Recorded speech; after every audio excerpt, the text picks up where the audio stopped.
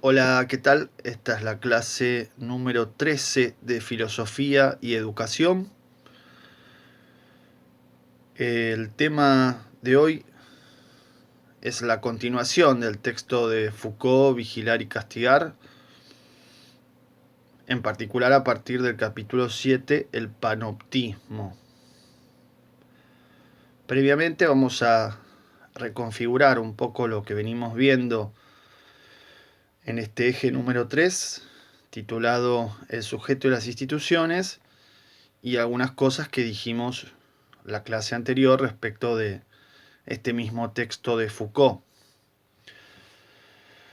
Recuerden nuestras preguntas de partida. Nuestras preguntas de partida, ¿qué es el poder? ¿Cómo funciona? ¿Dónde está? ¿Cómo nos atraviesa o interpela?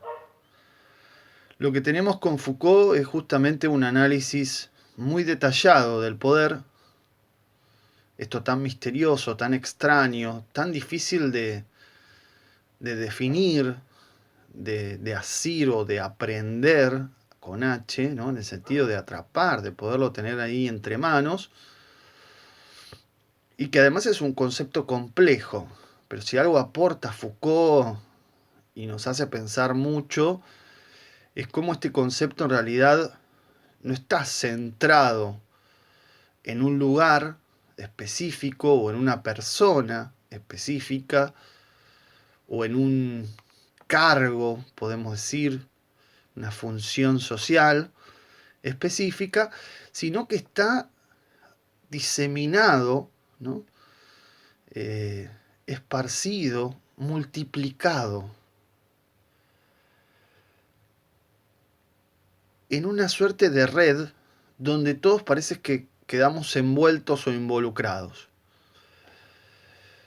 Y en ese sentido, pensar las instituciones nos lleva a pensar sujetos que están sujetados a esas instituciones, que son de alguna manera agentes del poder, pero también, y al mismo tiempo, instrumentos de ese poder. Con lo cual, tenemos una visión sumamente compleja, que no se puede reducir solamente poder es el que manda hasta arriba, es uno solo, y todo lo demás funciona maquinalmente, digamos. Sino que el poder hay que analizarlo como un tejido que involucra a muchos, a muchas, en distintos niveles, y que funciona, como veíamos en uno de los pasajes de Vigilar y Castigar, de una manera recíproca por todas partes, por decirlo así.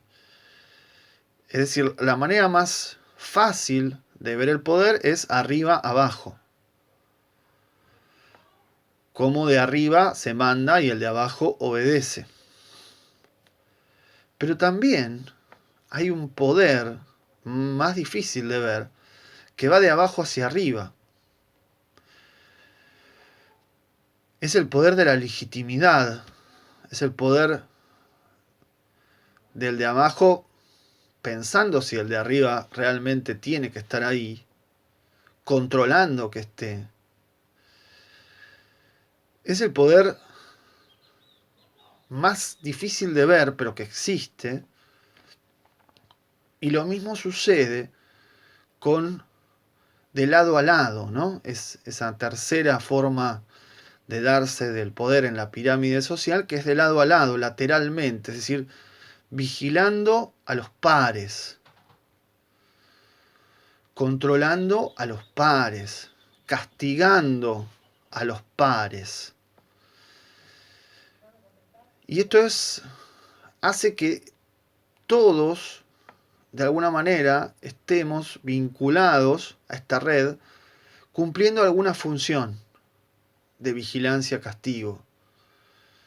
Y los ejemplos últimos que aparecían en la sanción normalizadora de hacerle asumir a ciertos niños avanzados funciones pedagógicas, pero al mismo tiempo penales, por decirlo así, o controladora y penal, castigadoras.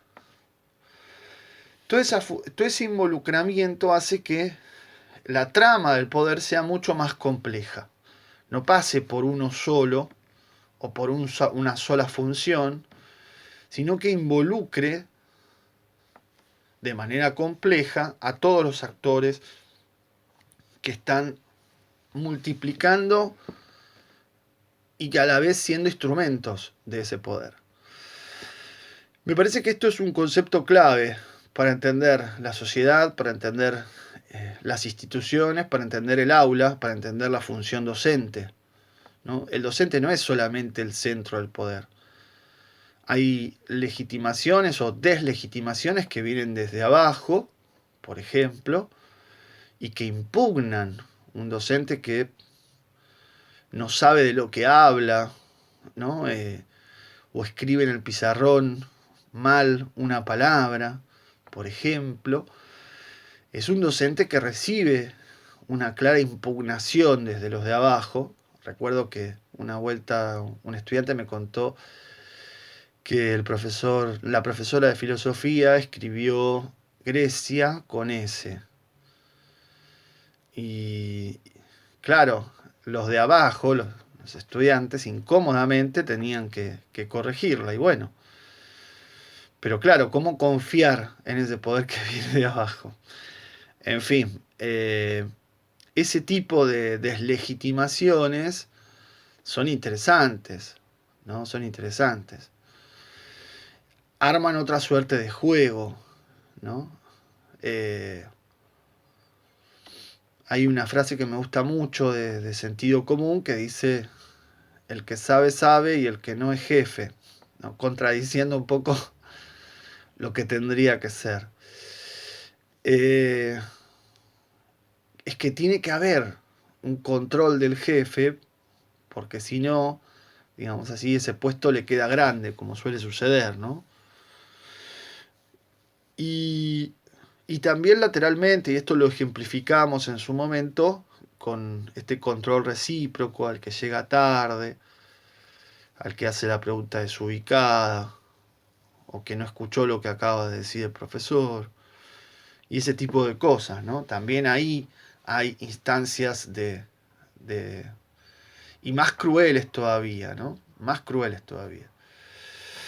Justamente, bueno, porque entre pares tiene que reinar la división. Y esto también lo habíamos visto en el último caso, ¿no? Es decir, el control, la fidelidad del que controla cuánta tinta, si hizo la tarea, por qué faltó. Esa fidelidad es con el profesor, no es con el compañero o la compañera. Al contrario, al compañero o compañera hay que denunciarlo y no protegerlo. Bien. Dentro de este marco, entonces, podemos ir agrupando una serie de dispositivos de poder. Esos dispositivos son varios a lo largo de vigilar y castigar. Dentro de lo que nosotros vimos están la vigilancia jerárquica y la sanción normalizadora. En tercer lugar estaría el examen, pero no dentro del capítulo 6, los medios del buen encauzamiento, pero esa parte la sacamos para abreviar un poco. La vigilancia jerárquica vimos que el primer ejemplo, el campamento militar, es un dispositivo basado en la mirada, ¿no? Todo es visible, el vigilador y el vigilado, las dos cosas son visibles. Y se ordena el espacio de modo tal que el juego de las miradas se entrecrucen unas con otras y pueda haber un campo de visibilidad general, no solo para el que está arriba, digamos así, el general o el que está a cargo de ese grupo del ejército o el director del hospital, digamos, cualquiera sea, sino también para todos los que integran distintos puestos dentro de ese esquema, esa red de vigilancias recíprocas, sea en la escuela religiosa, en la fábrica, en el hospital médico, en todos los ejemplos que vimos. Es una vigilancia basada en la mirada, en el ver y ser visto, y que se da con la marcación del arriba y abajo, ¿no? Es decir, arriba de todo, en el centro, digamos, del campamento militar, va a estar la carpa de los principales jefes. Nunca recuerdo los cargos del ejército, por suerte. Bueno, los más altos. Y después está en la calle, que se arma. Bueno, ahí pasa un controlador, un cuidador de esa calle. Y después están los suboficiales, no sé. Y cada uno encargado de una sección, como vamos a ver ahora. Es decir, se va estableciendo dentro de la arquitectura espacial todas las instancias jerárquicas de esa vigilancia. El segundo ejemplo, o el segundo dispositivo en general que vimos, con distintos ejemplos, es la sanción normalizadora. La sanción normalizadora, ¿qué tiene? Bueno, es un dispositivo que empieza trabajando fuertemente el castigo, ¿no? La noción de castigo, de penalidad, micropenalidad. Ven cómo a Foucault, paréntesis, ven cómo a Foucault le interesa el detalle, ¿no? Lo pequeño, esta cuestión de ir a lo micro, ¿no? Hay un libro de Foucault que se llama La microfísica del poder, es decir, cómo el poder llega a lo pequeño, ahí se juega su eficacia, ¿no? En lo pequeñito, en llegar al detalle. Y ahí veíamos que hay muchos detalles para castigar, hasta, no sé, estar desprolijo, por ejemplo. Y claro, esto es algo que a nosotros nos suena raro, ¿no? Porque ya vemos a los profesores todos despeinados, en yoguineta por Zoom, digamos. Pero en los 70, por ejemplo, que es cuando Foucault está escribiendo esto, pero en realidad está pensando mucho antes, está pensando en el siglo XIX. Pero en los 70, digamos, tener las uñas sucias, por ejemplo, era terrible. Motivo de sanción. O el pelo demasiado desprolijo, largo, ese tipo de cosas. O, bueno, el caso de las mujeres, las polleras, ¿no? ¿Hasta dónde? O las medias. No se podían tener las medias bajas. Ese tipo de cosas en la escuela tradicional, autoritaria, etcétera, del siglo XX duró hasta... No crean que hace mucho, ¿eh? No crean que hace mucho. Entonces, esa sanción se basa primero en el castigo, pero después empezamos a ver que el premio es más eficaz, ¿no? Porque, claro, genera este deseo de ser premiado. Y ese deseo de ser premiado opaca el castigo, y el castigo pasa a ser el no ser premiado.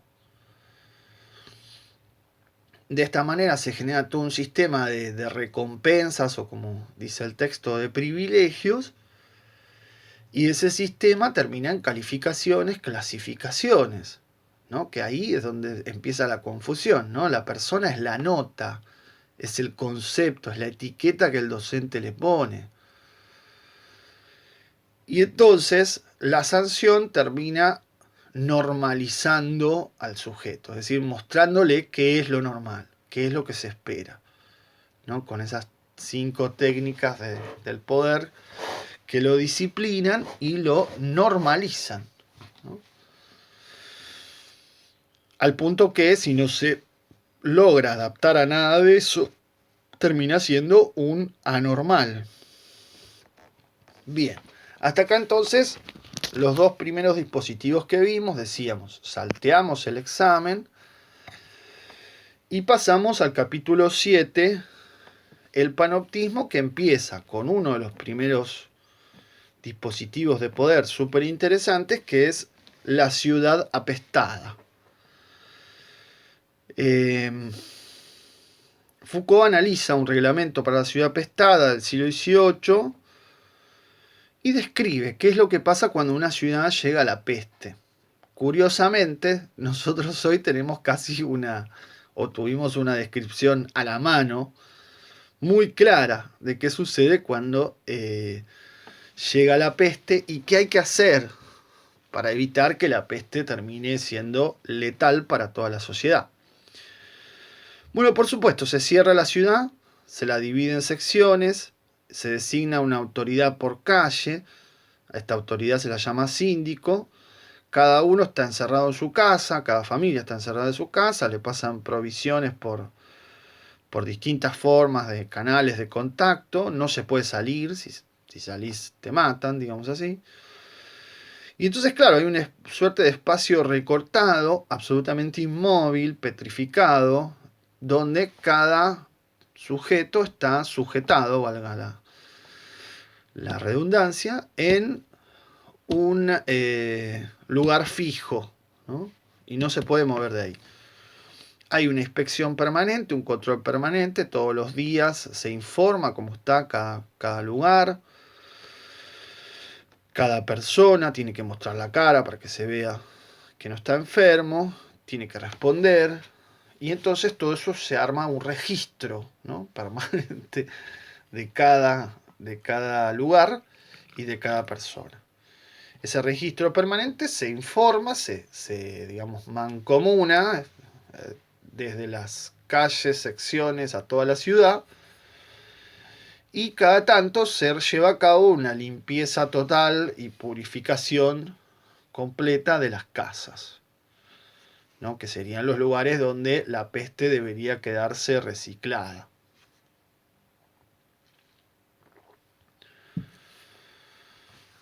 Paréntesis, para los que dicen que esto de la cuarentena es un concepto medieval. Ustedes son medievales, gente. En su manera de pensar, incluso en los cargos, en algunos cargos a los cuales se quieren atornillar de por vida. Eso es medieval. Pobrecitos. Y hay muchas cosas también que son medievales. Por ejemplo, bueno, sí, obviamente la iglesia, pero también el dinero es un invento medieval. ¿Y qué hacemos? ¿Tiramos la plata? ¿Anticuarentena? Ay, Dios. Hay cada uno que habla. Dan vergüenza ajena, por suerte. Bien. Esta ciudad pestada, digamos, tiene una serie de características. Foucault dice, bueno, es un espacio cerrado, recortado, vigilado en todos sus puntos, donde los individuos están en un lugar fijo y todos los movimientos están controlados y registrados, ¿no?, localizados, examinados y distribuidos. Es decir, hay un control absoluto sobre el espacio, hay un examen permanente en virtud de ese registro y se distribuye, o sea, se separa entre los vivos sanos, digamos así, los vivos enfermos, que hay que sacar, y los muertos, que también hay que sacar y separar, porque claro, ¿cuál es el problema? Que la peste se contagia, se sigue contagiando, ¿no? Es un esquema donde el poder se ejerce por entero. Y al, a la mezcla, ¿no?, al contagio, a la cercanía del contagio, el poder prescribe, ordena y manda y constituye el orden. Le prescribe a cada uno el lugar que tiene que ocupar, el estado de su cuerpo y dentro de qué categoría entra. Y es, dice Foucault, un poder omnipresente y omnisciente. Características interesantes, ¿no? Omnipresente quiere decir que está en todos lados.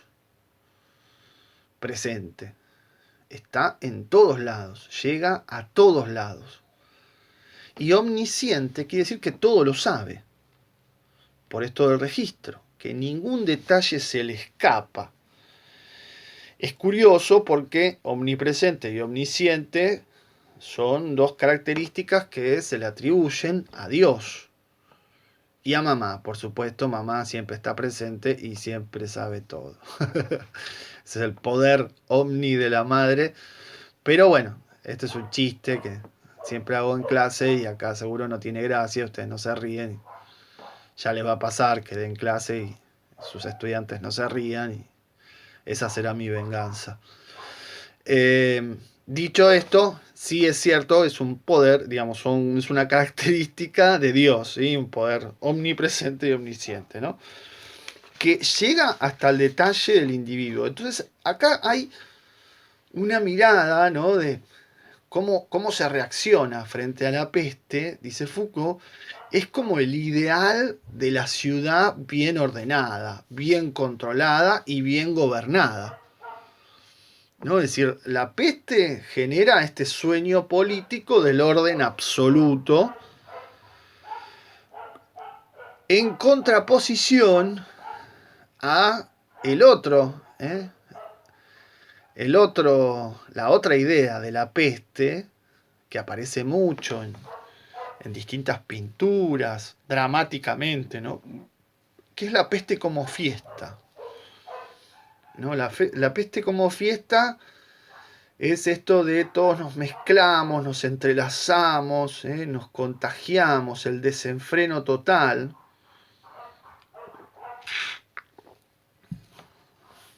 Cuando la sociedad se quita las máscaras. Esto se hacía en una época cuando éramos chicos, uno se contagiaba, no sé, de varicela, pongamos, ¿no? Entonces se encerraba a todos los chicos que se contagian todos, después desarrollan inmunidad. Y esa era la fiesta, ¿no? Es el momento de la fiesta. Pero socialmente también se hacía. Y la idea de la fiesta remite particularmente a dos figuras también medievales, por ejemplo, que son el carnaval, ¿no? El carnaval es el momento de la fiesta. Es el momento donde se pierden los roles sociales y es el momento donde hay un juego donde, por ejemplo, los esclavos juegan a ser amos y los amos juegan a ser esclavos. ¿No? Entonces se sacan la máscara de los roles sociales para ponerse la máscara de poder jugar a hacer otra cosa, ¿no?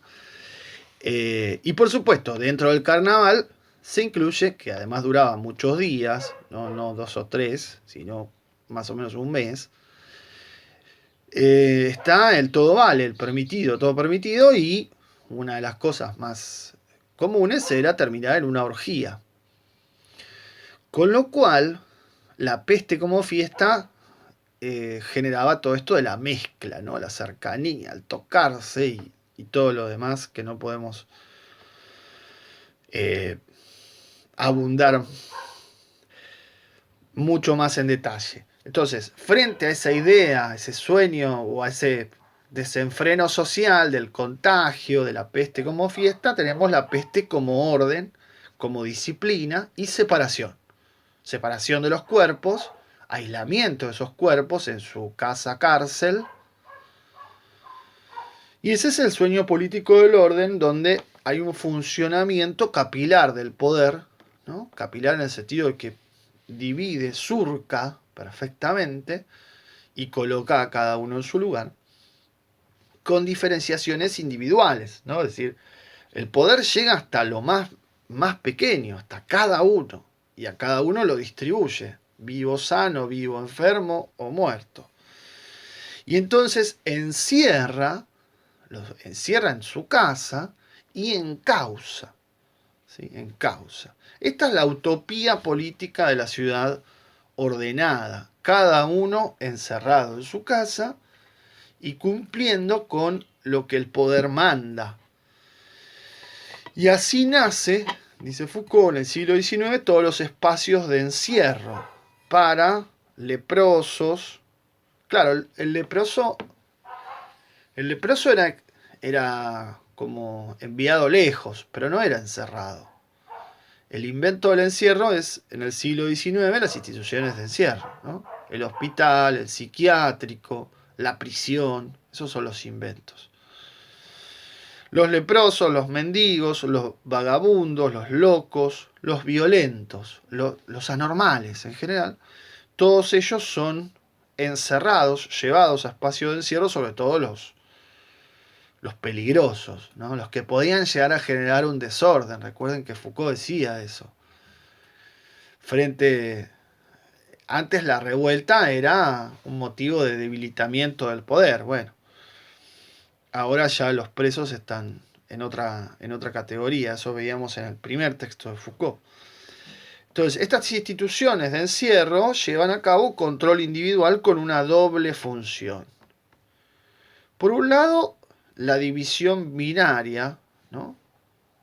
Binaria quiere decir que tiene dos órdenes, bueno, normal anormal, sería como la marcación loco, no loco, sano, enfermo, etcétera, ¿no?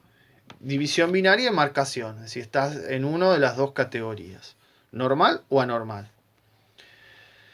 Y por otro lado, la distribución diferencial, ¿no? Es poner a cada uno en el lugar que le corresponde. Así funcionan entonces estas instituciones de encierro. Bien. Tenemos entonces el modelo de la ciudad apestada con, claro, muchas referencias a la actualidad, podemos pensar, donde también aparece esto y esta división sano-enfermo. Piensen ustedes lo que le hicieron algunos médicos, ¿no? Que les pintaban las casas y qué sé yo, la distribución diferencial para que el contagio se controle. Pero todo esto es una gran metáfora de la sociedad. El contagio puede ser pensamientos revolucionarios o subversivos. El contagio puede ser un cuestionamiento a las costumbres y a los valores de la sociedad, ¿no? Y entonces, ¿quién define lo normal y lo anormal? ¿Está tan claro qué es normal y qué es anormal? ¿Es normal que en un mundo donde hay tanta riqueza, esa riqueza esté en unos tan pocos y haya tanta pobreza? ¿Es normal eso? ¿Tenemos que acostumbrarnos a que sea normal? ¿A que países o regiones como América Latina, que produce alimentos para el doble de su población, sufra hambre? ¿Eso es algo normal? ¿Es normal que el que tiene plata sea atendido por el sistema de salud y el que no se muere en la calle? ¿Eso son cosas normales? No, no, por supuesto que no, no son normales. Pero están normalizadas, ¿no? Y lo que una sociedad acepta como normal es indudablemente cuestionable.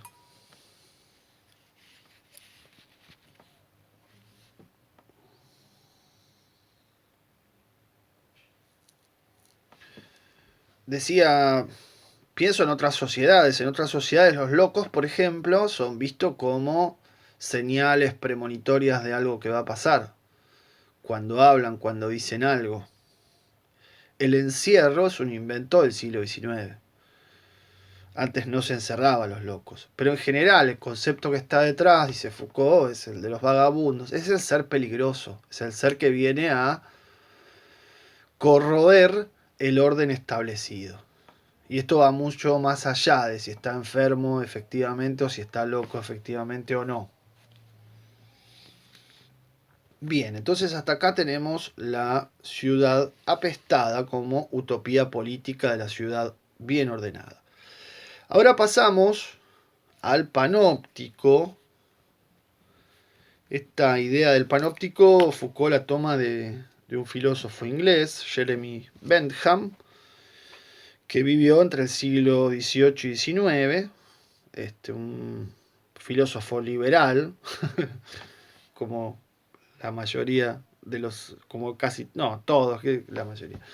El 99% de los filósofos ingleses, solo que liberal, bueno, siempre tiene distintos significados, ¿no? No significa lo mismo que para nosotros. Este filósofo diseña por orden del rey un panóptico, una prisión moderna, y lleva adelante una reforma penitenciaria. Y escribe un texto panóptico que es de donde Foucault toma la descripción del panóptico. La palabra significa pan es todo, óptico visible, ¿no? Es decir, todo es visible. Pero en realidad no todo. Lo que no es visible es el ojo que ve. O mejor dicho, el detrás del ojo que ve. Por eso el panóptico no, bueno, ya vamos a ver, no es lo mismo que la vigilancia jerárquica, por ejemplo. La vigilancia jerárquica, el ver y el ser visto, el vigilante y el vigilado son visibles. Acá el vigilado es visible, pero el vigilante no.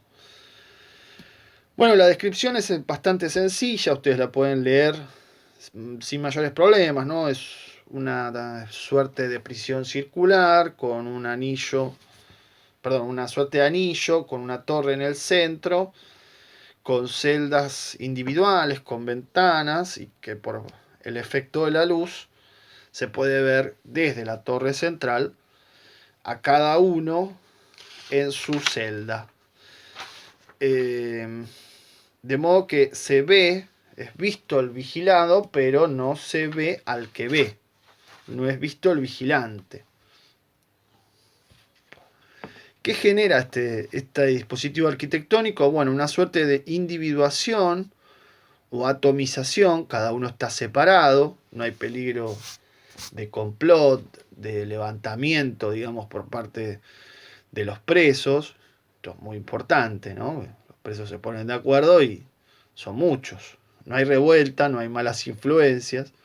Cada uno está atomizado. Linda metáfora de la sociedad actual esa, ¿eh? Induce un estado consciente y permanente de visibilidad, un funcionamiento automático del poder. De modo tal que, claro, como todo lo que hago es visible, hay un efecto permanente, o sea, en el el vigilado, hay un efecto permanente de vigilancia, por más que esa vigilancia no sea permanente. ¿Sí? ¿Se entiende? Es decir, yo me siento vigilado, no sé si me están mirando ahora o no, pero me siento vigilado. ¿Sí? Me siento visto, aunque no sea visto.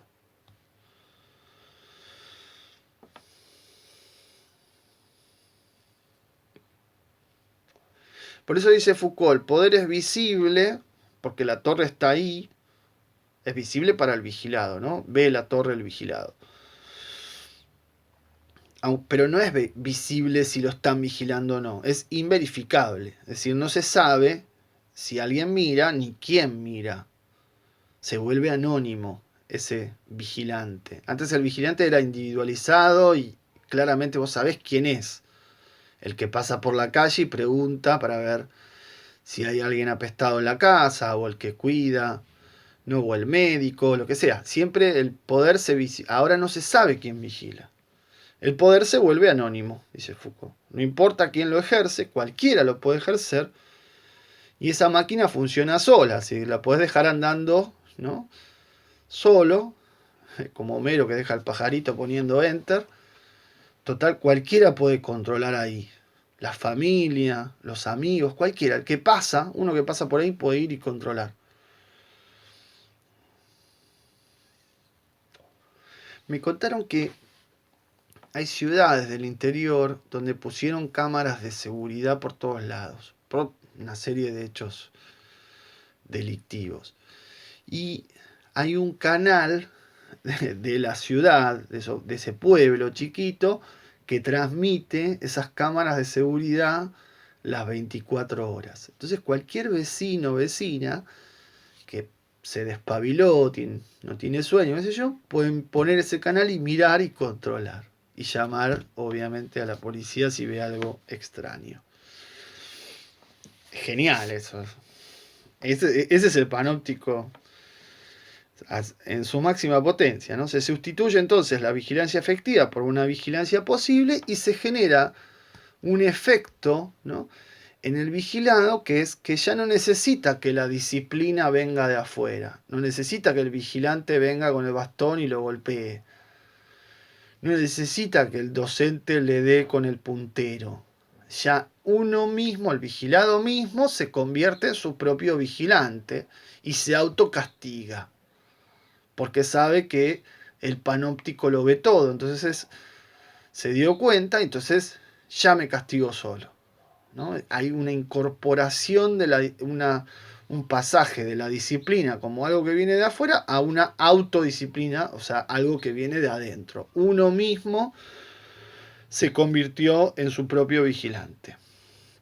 Entonces ahí el poder se inscribe en quien se aplica. ¿sí? El mismo aplicado, ¿no?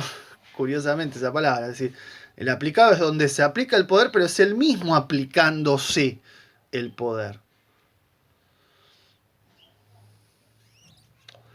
Dice Foucault en la página 235, el que está sometido a un campo de visibilidad y sabe que lo está, reproduce por su cuenta las coacciones del poder, las pone en juego espontáneamente sobre sí mismo. Fin de la cita, como se dice en los congresos. Bien, entonces ahí se inscribe y el panóptico es, dice Foucault, que de hecho puede funcionar como una suerte de zoológico, ¿no? O sea, es curioso que también el zoológico sea una institución de encierro y claro, un preso sea como una suerte de fiera salvaje. Otra consecuencia que tiene el panóptico es el carácter experimental, ¿no? Es una suerte de laboratorio donde se pueden modificar las conductas, encauzar, reeducar, probar distintos castigos, enseñar distintas teorías, ¿no? Dice, ¿cómo puede ser que se enseñen distintas teorías? De hecho, el ejemplo de Foucault es bastante gracioso, ¿no? Se les puede enseñar a uno una suerte de teoría matemática y a otros otra, contradictoria. Voy a buscar el pasaje exacto porque es realmente muy interesante. Sí, en la página 236. Puede, al medio, ¿no?, de la página. Podría educarse a diferentes niños en diferentes sistemas de pensamiento, hacer creer a algunos que 2 y 2 no son 4, o que la luna es un queso, y después ponerlos a todos juntos cuando hubieran cumplido y a ver qué pasa, hacer una suerte de experimento. Y uno lee esto y dice, ah, este Foucault, qué loco, ¿eh? Gente, hay terraplanistas. Siglo XXI, hay terraplanistas. Hay gente que piensa que la Tierra es plana. ¿En qué panópticos se educaron? Bueno, y así. Se puede controlar al personal, ¿no? Al personal encargado. Que como esto, claro, esto es extendible a todos los otros sistemas de encierro, ¿no? A los carceleros, pero también a los enfermeros, a los médicos o a los docentes. Y en definitiva, se puede constituir una suerte de laboratorio del poder, donde claramente el control proporciona una cantidad de información, esa información es el saber, y ese saber permite al poder expandirse, ¿sí? Permite ser más poderoso, valga la redundancia, y en su ser más poderoso generar al mismo tiempo más saber que a su vez va a retroalimentar ese poder, ¿no? Saber y poder para Foucault se retroalimentan mutuamente.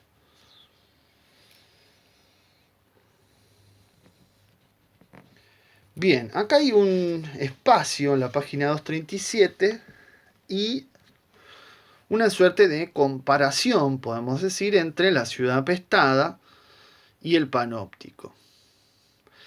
La ciudad apestada tiene un problema, que es una situación de excepción, ¿no? Es decir, la cuarentena dura un tiempo. Generalmente, como su nombre lo indica, 40 días, aunque nunca es exactamente 40 días, pero es un tiempo, ¿no? No puede durar para siempre. Y es un sistema bastante violento también, ¿no? Donde se decide sobre la vida y la muerte. Está siempre cabalgando sobre la vida y la muerte. Entonces, la ciudad apestada, agregamos, porque lo va a decir después Foucault, es además un sistema muy costoso que requiere de muchos recursos, muchos controles, de controles y más controles. Es como una suerte de máquina burocrática, ¿no? que, que requiere mucho, mucho, y además, claro, una sociedad paralizada que no produce, que no comercia. Eso también tiene una cantidad de costos que es realmente muy alta. En cambio, el panóptico es un modelo generalizable a la vida cotidiana. Y acá es donde empieza a aparecer el otro Foucault, ¿no? O sea, esto es lo que tenemos que ver. ¿Qué quiere decir que es un modelo generalizable a la vida cotidiana? Es un modelo de tecnología política, ¿no? Dice Foucault. Se puede aplicar a hospitales, talleres, escuelas, prisiones, a todas las instituciones de encierro. Y es un modelo donde se perfecciona el ejercicio del poder, ¿no? Va mejorando con su funcionamiento. Funciona automáticamente y en ese funcionamiento automático va funcionando cada vez mejor. Es por supuesto un modelo mucho más económico que todos los anteriores, porque disminuye la necesidad de controladores o de vigilantes y aumenta la cantidad de controlados, entonces es mucho más económico y además solo una disposición arquitectónica. Y es un modelo mucho más eficaz porque lleva a cabo una intervención y una presión constante por este efecto de la visibilidad, de que es todo visible, aunque nadie sepa dónde está el poder. Perdón, si hay alguien efectivamente mirando. Y uno podría decir, bueno, pero y yo no puedo presionar, a ver, digamos, hay una presión de visibilidad constante, pero yo estoy preso, ¿no? Soy uno de los, estoy ahí en una de las celdas. No voy a probar si realmente me están vigilando en algún momento. Próbalo, ¿no? Próbalo. Y voy a contar algo que va a sonar un poco ostentoso, más todavía en este contexto. Una vuelta estaba en Atocha, que es una central de trenes y colectivos. Es la terminal de Madrid, ¿no? Muy conocida porque tuvo el atentado en su momento. Donde, por supuesto, circula un montón de gente, qué sé yo, y uno no ve policía por ningún lado, ¿no? No hay policía vigilando y mirándote con cara de vos que tenés el pelo largo y barba. No, no ves policía. Pero de golpe se oyen unos gritos de una mujer que como que se había quedado atascada en una de las escaleras mecánicas. Bueno, brotaron gente, policía, seguridad, cantidad de gente corriendo, pero de seguridad, no sé, de abajo de las baldosas salieron. Y ahí es donde está, ahí es donde uno cae en la cuenta de decir, claro, probalo al poder. Y ese poder va a tener la capacidad de mostrarte su intervención de manera eficaz, localizada y directa. Con lo cual, la próxima vas a pensar, digamos, un poco más estratégicamente eh, si hay que probar al poder o no. Entonces, ¿cuál es la metáfora de esto? ¿Cuál es este modelo? ¿Qué es lo que nos quiere decir el panóptico de Foucault? Sería la pregunta, ¿no? O sea, ¿para qué vemos todo esto? ¿Qué nos está marcando el panóptico de Foucault? Bueno, hay que entender que el panóptico es un modelo social, un modelo generalizable a la vida cotidiana. ¿Qué quiere decir? Que la gente se encierre, que la gente se discipline sola. ¿Sí? Esta es la idea. Piense que está siendo vigilada todo el tiempo y por eso ya solamente se porte bien. Con el panóptico el poder no se ejerce desde afuera, decíamos, sino desde dentro, sutilmente, se multiplica con mucha eficacia. Esto que decíamos en la autodisciplina es esa multiplicación del encauzamiento que veíamos con Wallhausen, ¿no? Es eso, es instrumentar y hacer del mismo sujeto disciplinado el mismo disciplinador. este poder se vuelve anónimo, cualquiera lo puede ejercer en cualquier momento, democrático, pero también cualquiera puede controlar al que controla, ¿no? Puede establecerse un control sobre el control y entonces la sociedad en general pasa a ser esto, una sociedad transparente, gracias a la máquina del ver, ¿no? Esta máquina del ver genera que todo sea transparente, todo sea visible, todo sea controlable y cualquiera puede ejercer el control del poder. Por eso dice Foucault, el panóptico es un esquema destinado a difundirse en el cuerpo social. Es como el ojo de Gran Hermano, ¿no? Que todo lo ve, que todo lo controla. Cámaras por todos lados, celulares por todos lados, dejando rastros de cada uno de los movimientos que uno tiene.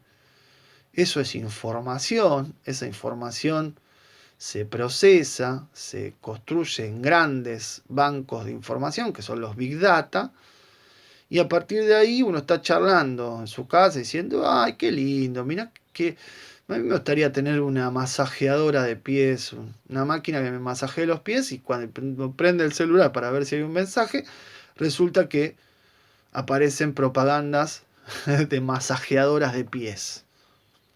¿Cómo sucede eso? ¿Cómo sucede? Y uno podría creer, hay una persona en una oficina que está... No, es una maquinaria, es un modelo maquínico que procesa toda esa información y en base a datos y datos y datos que se cruzan y se cruzan y se cruzan, va acrecentando los mecanismos de control. Y este esquema panóptico, todo visible, claro, uno tiende a pensar siempre en la cárcel, pero hay que pensarlo más allá, ¿no? Más allá, donde cada uno de nosotros se encierra en su celda, en su self, en su rincón del mundo, pero al mismo tiempo está mostrándose todo el tiempo a ver qué hace, qué no hace, qué le gusta, qué no le gusta, qué le encanta, qué le interesa y ese tipo de cosas. Todo resulta a la luz del ojo y ese ojo no sabemos quién es, quién mira, quién no mira. Entonces este esquema destinado puede mejorar la productividad de la empresa, la educabilidad, ¿no? Puede mejorar los estándares, el conocimiento, la ciencia, todo puede mejorar. Todo puede ser, esta idea del control omnisciente puede servir para siempre supuestos buenos fines sociales. Y concluye nuestro recorte del texto, porque el texto sigue, por supuesto, Foucault hablando de una nueva anatomía política, ¿no? De esta jaula transparente. Es un dispositivo que está destinado a amplificarse a todo el cuerpo social, o sea, hacer que toda la sociedad sea visible y que en ese visible sea controlable y que en ese controlable sea autodisciplinable y de esa manera todo funciona ordenadamente.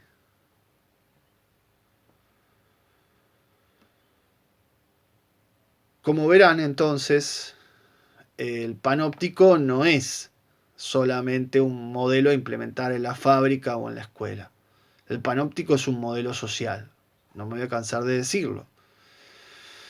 Para que el panóptico esté en la escuela y haya un lugar central, muchas veces ustedes cuando van a observar la escuela dicen, bueno, ¿dónde está la dirección? Claro, pero la dirección no puede ver todo. Sí hay un pasillo, sí hay puertas con ventanas, sí se ve en la escuela claramente el modelo de la vigilancia jerárquica, ¿no? Pero pero no el panóptico, salvo que hubiera cámaras en cada una de las aulas sin puntos ciegos, que ese es el otro problema de las cámaras, y que haya un control desde una central. Pero fíjense cómo han cambiado las empresas, ¿no? Esto de la jaula transparente. Antes las empresas tenían oficinas cerradas, tabicadas, y cada vez más ahora hay mini boxes, ¿no? Ay, se me borró cómo se dice. Bueno, y todo es más transparente, hasta incluso las oficinas de dirección son todas vidriadas, ¿no? Con lo cual no hay privacidad. Todo es visible, todo es controlable. Cualquiera puede ver si el otro está trabajando o no, o está mandando mensajes a su pareja. Y entonces, claro, ahí está, ese es el panóptico. Ahí sí hay panóptico, ¿no? Claramente. Pero no en la escuela, por lo menos en los edificios, salvo que haya una dirección efectivamente en una torre y que todas las aulas estén de manera de anillo circular y que todo sea visible. Pero puede haber un aula con un vidrio entero, ¿no? Sin ningún tabique hacia adentro. Pero sigue habiendo un pasillo central y eso da más entonces con la disposición de la vigilancia jerárquica. Bueno, no me extiendo más. Seguimos la próxima con Deleuze y el curso sobre Foucault. Luego veremos la postdata de las sociedades de control. Ambos textos continúan esta línea y ofrecen cosas muy interesantes.